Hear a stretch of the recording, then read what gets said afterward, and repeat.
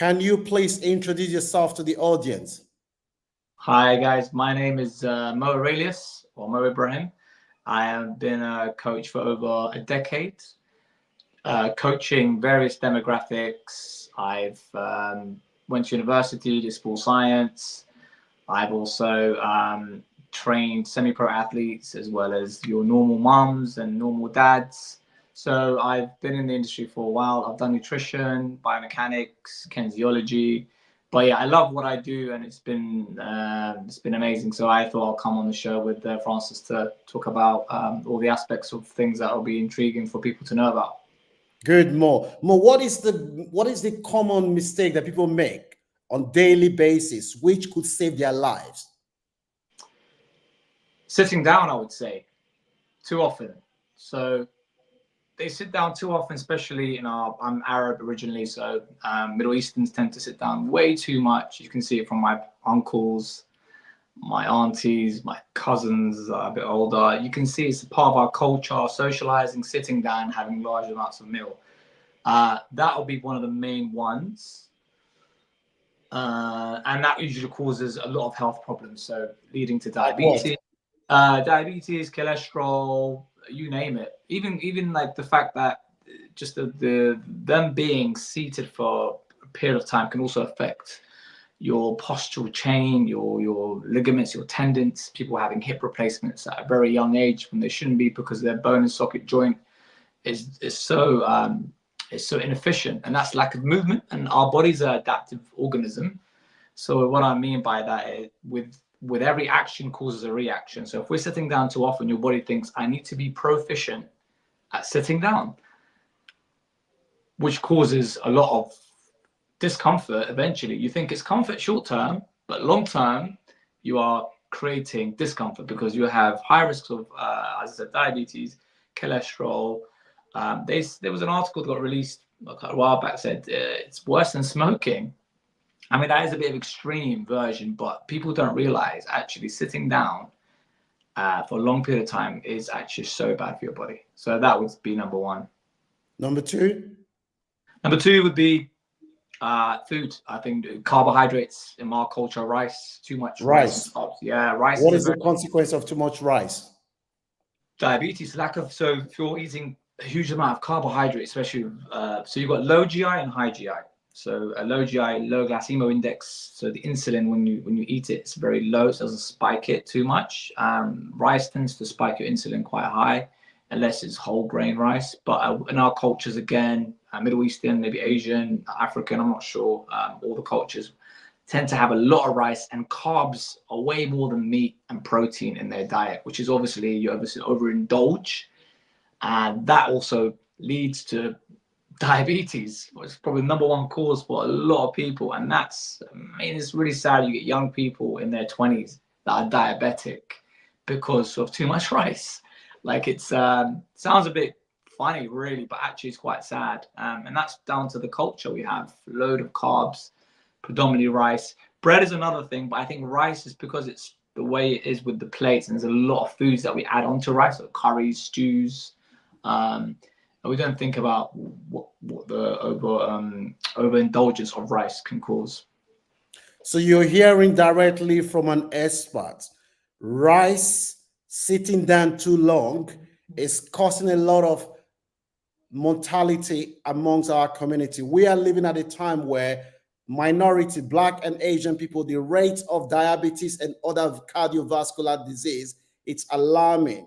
Simple changes that you can make can reduce the risk of you developing any of this cardiovascular condition. You're going to hear more from Mo.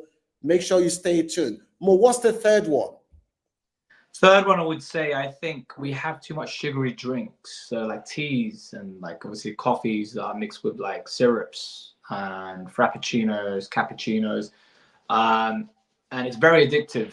It's part of our routine, our morning routine. We're not even thinking about having it. We're having it in the morning, having it in the daytime because we're tired, but we're having caffeine, thinking it's a caffeine hit. But the caffeine is very minimal compared to the actual calorific drink you're having.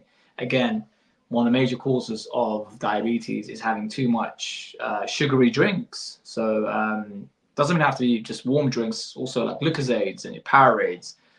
they're not great for you. A lot of people think they're just healthy drinks. They're not. If you look at the calories and the sugar, I mean, even the ones that have reduced sugar, that's a very it's a really clever way of making things that are sugary to seem less sugary, even though the content seems like it's minimal, but it isn't. If you look at the small print, it's very, very bad. So that'll be the third one, I would say. How did you get into the fitness world? There's a number of things. So I was very slim, very not confident person. I'm originally from Iraq. I migrated here when I was young, probably 2 or 3, so no English. And I found school very challenging. I didn't really do that well in school in the beginning because of lack of the language skills. But I eventually got into fitness because I saw people around me that were into fitness looking. I thought, you know what, this person looks confident. They look great. I need to emulate that. As soon as I got into training, my interpersonal skills got better. I got really into studying. It just changed my whole persona, and I started to love it like a drug. Really, it became my drug, and I never looked back. So it was what 15. I'm going into 15, 16 years now into the industry. But when I first started, 5 years in, I was just training and learning about nutrition and supplementation, and then I went and did it at college, and then I did it at university as well. So, and then I ended up becoming a coach as well. I run So my own business. okay, what's the name of your business? So Aurelius Fitness is the business, and I coach a number of people. So I coach mums, dads. I train people for all walks of life. I've done so. I think I've probably coached for over 400 people over the time I've been as a coach. And it's nutrition, it's lifestyle, it's consistency. And that's what my message is normally, just trying to promote health and well-being. It's about looking good, but feeling good, number one. I think that's the number one thing that people need to always go to. Looking good obviously makes you feel good, but I think feeling good will reflect back to looking good. So that's the number one thing. So I think it's lack of education in our community, especially Arabs. You go to the gym it's one of those things that you're obese, people go to the gym, or like you're someone that's just had an injury, needs hydrotherapy or anything like that. But actually now people start to understand the importance of health and well-being and training, and resistance training, I think, is probably the only thing I think that people still don't fully understand the benefit of. So what I mean by resistance training, I mean like weight training. Now you've got mums and like elderly doing resistance training because they understand the benefit of resistance training. So that's my goal, to get as many people into resistance training, weightlifting, all different abilities, all different demographics, and nutritional advice as well, giving them the guidelines. So Mo, can I just ask, what are the things that people can do that would reduce the risk of developing cardiovascular disease? Because we have too many people in our community who are on insulin. What are the things that we can do to prevent this from happening? So there's a number of things. I would say the number one thing you should do is move as much as possible. Sounds a bit weird, but what I mean by that is not just exercising in the gym, because that's only 45 minutes to an hour a day. That's the max you should exercise. So it leaves you with 17 to 16 or maybe 18 hours a day. What are you going to do with the rest? So obviously you're going to commute. So rather than taking the bus, the train, if you can, walk to work as much as possible, or stopping off an earlier stop, maybe before you get to work, maybe a 10-minute walk. So try adding movement. The reason why we add movement is because it's called the thermal effects of spontaneous movement, which is how you burn excess calories in your body, right? That will prevent you from having excess fat in your body. Yeah. So lack of movement causes you to put on fat, because fat is a storage we have for later use. We can't burn fat actually instantly. It takes about, I think, metabolizes over 3 or 4 hours. So the thing that if you go into a really strict diet, let's say you just had apples and nuts a day, and that's it, you want to lose weight, you're going to lose muscle, because muscle metabolizes literally in a minute. So you need to add movement. So move around, take the stairs rather than take the lift. Try not to sit down for a long period of time when you're at work or sitting watching TV or talking to your friends. Try moving around. Go for a walk with your friend, have a chat rather than sit down and have a chat. Stuff like that that will make a massive impact. Okay, so what we're saying is that reduce the amount of time you spend sitting on one spot for a long time, especially if you work in an office where you sat, especially people that are working from home. You need to take frequent walk around the house Yeah. to improve your to reduce the risk of developing cardiovascular condition. Is that what we're saying? We're saying a number of things also. Cardiovascular disease, obviously, so cholesterol, diabetes. There's a number of things that are linked to it because obviously, so thermal effects of spontaneous exercise is movement.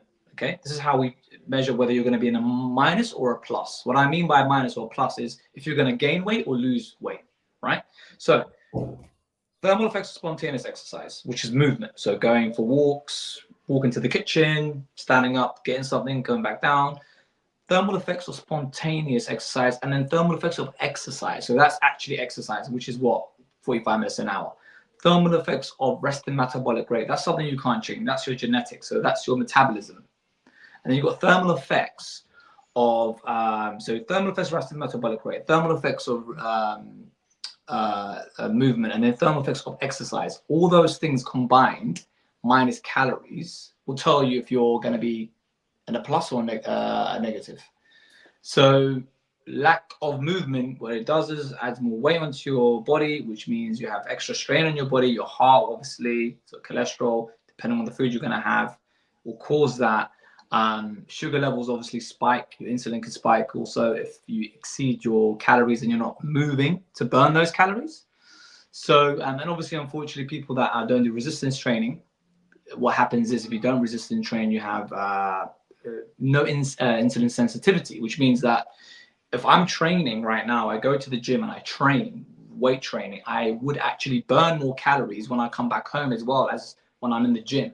If I do cardio, I just burn a bit of cardio there and then I come back home and I'm not burning anything. So that's also the benefit of resistance training. So stuff like that, I think, will be a massive impact on people's well-being and health. Thank you. More quick appeal. If you're wondering why today we're talking about health, well, you have to understand that you have to be alive for you to be able to achieve your dream. Health is wealth. A dead man cannot pursue their dream. So that is why today we have an expert in the house to educate us on some of the simple things that we can start doing to reduce the risk of developing cardiovascular disease. Ask anyone who is on insulin, they will tell you it's not nice experience. You can do these things now to reduce the risk. It's not every time something happens, you say, oh, it's some spiritual attack or some demonic attack. No, simple steps you can take can reduce the risk of you developing cardiovascular diseases in life and improve the quality of your life. So if you know anyone that you think will benefit from this video, please, we need to get the information out there. There is epidemic of diabetes and other cardiovascular disease in our community. It's very, very easy. We all know somebody who has diabetes. We need to start educating our people. Please kindly give this video a like, leave your comment in the comment section, and share this video with anyone that you know will benefit. Knowledge is the key. Don't forget, information and knowledge, they are the goal. More, we've talked about rice. People from Black and Asian community, we are passionate about rice. Some people will die for rice. What can we do? Is there an alternative to rice that our people can still enjoy with lower risk? There's a number of choices you can take. So obviously rice, you've got low GI and high GI, we talked about briefly. So low GI is what you want to aim for. So low glycemic index, it's the sugar levels that spikes, so it's nice and low. So you've got brown rice, you've got quinoa, obviously, which is different to rice. Now, if you want specific rice, you've got black rice, you've got wild rice. There is a number of options you have as a healthy option. Also, you can actually just reduce the portion of your rice, which is like the simplest way to actually make sure you monetize to reduce your risk of creating diabetes and all those other illnesses. So I think we tend to have large portions of rice And the issue is, another key thing I would say, I would actually start with my protein before I'd have my carbs, because what protein does, which is meat and all types of fishes and all high in protein nutrients, they tend to regress our hunger hormone. But if you start on the carbs, you're going to constantly eat sugar. Sugar is very addictive. So even with rice, it takes a lot before you start feeling full. Actually, meat with the like chicken, fish, when you're having that on a plate before you go into your rice, actually that's another tool to stop you from eating too much rice. So simple things like that can cause a massive impact on how much you can reduce your rice and your healthier, balanced diets. So, but I would say, if it's really hard to change because of your palate, you really enjoy your rice, reduce the rice portions, start with the meat first, and then you realize you start to actually eat less rice than you would do originally. That is really, really interesting and mind blowing. I mean, I myself, this is something I'm just learning from you now. So the best way to start is to start with the meat first, because in our culture, the meat is what we eat last. So what you're saying to us, that we should start with the meat first and Yeah. eat the rice later, right? And Yeah. what is the benefit of that? So when you have your meat or your protein, you are regressing your hunger hormone. There's a hormone that you have in your body. It tells you you're actually full because it's in our genetics, an enzyme in our stomach. So if we have the carbohydrates, it's one of those things that we crave sugar. We want to eat more of it. But when we eat protein in our diet, it regresses our hunger hormone, and that means when we go into our rice, we're not going to overindulge. We're going to actually be like, okay, I've had enough, because sometimes the correlation of feeling that you're full to actually feeling full takes a bit of time. But with protein, it does that quite instantly, and it's very nourishing as nutrients. So obviously, it's not as we need our carbs as well. By the way, we need our glycogen to store in our muscles and give us energy, make us think, feel alive. Anyone who's been on a low carb diet understands that. So carbs are important, but if we focus on our protein, and then you can start to minimize it. Actually, another tool I would say is add fats in your diet. What I mean by fat, so avocado, olive Avocado. oil. Avocado is fantastic. So what it does, again, regresses your hunger hormone. So high fat diet, high protein diet, and then minimize your carbohydrates. That alone can make you feel like you're not hungry. So you don't need to feel like you're starving your body, and you feel better because you're less likely to overeat the carbohydrates, which is the reason why a lot of people fall into that, being overweight, getting high blood pressure, cholesterol, sugars, simple thing like that. And obviously the type of meat you're having is another thing. So make sure you have clean cut meat. So the clean cut meat, I would say grilled, steamed stuff. Avoid fried, deep fried, because that's where it's oily. Fish is fantastic. Again, I don't know if you're into fish, people are not, but fish, omega-3, and there's something called calorie density. And what calorie density is a piece of meat, let's say, I don't know, a piece of lamb compared to a fillet salmon. Fillet salmon has way less calories and more nutrients than a piece of like lamb. Lamb has probably less protein than fish does, high amounts of bad fat. Fish has, like a salmon, has really highest amount of omega-3, and it's more nourishing. It actually fills you up. So yeah, those are I would say the main go-to if I were to lose weight, get a healthier, balanced diet. Okay. For anyone that wants to contact you, how can they reach you? So I've got my Instagram account. So Mo_Aurelius is my account, and they can email me as well. I'm sure if there's a link on your bio, they'll be able to contact me by email. I'll be able to contact them. That's how I usually take requests. So if there's information they want to find out, how I work, and so on and so forth, they can contact me through those links. Okay, so most contact details are in the description section. For a lot of you that have been asking me, where's the description section, where you see where it says these simple measures could, under that spot, that is where we have the description section. Stroll down, you will see most contact. We cannot continue like this. Like I said before, most of us know someone who is got high blood pressure, has diabetes, and other cardiovascular diseases. Some of the things that are most suggested in this podcast, just like frequent movement of the body, reducing the portion of rice, eating more brown rice, and starting with meat, and eat avocado, adding to the avocado as well, can actually reduce the risk. Too many people are dying out of ignorance. You could be saving someone by sharing this video with them. give this video a like to show appreciation. Mo, it's been a pleasure having you today. Thank you so much. Is there anything you would like to add that you think that the audience would benefit from, which you may have missed? We're trying to save lives. Yeah, I would say take one step at a time. Don't worry about going extreme, changing everything about your diet, your training. Start one thing at a time. So I would say, I would strongly advise, even if it's one aspect of something in their daily routine that can change and help them for the better. So whether it's moving more first, then going into the nutrition, reducing the rice portions, start with those two for now, if that's the case, if that relates to you. And then that alone will spur you on. Then maybe get you into a gym, get you to actually exercise and do some resistance training. That could be your third goal. So start small, and then eventually build that confidence up in your ability, and then hopefully that will spur you on to be more consistent. What I would say is frequency over intensity, always. So I'll leave you with that. But thank you for having me, Francis. I really appreciate it. Pleasure, Mo. Have a nice day. You too, buddy. You too. Thank Cheers. you.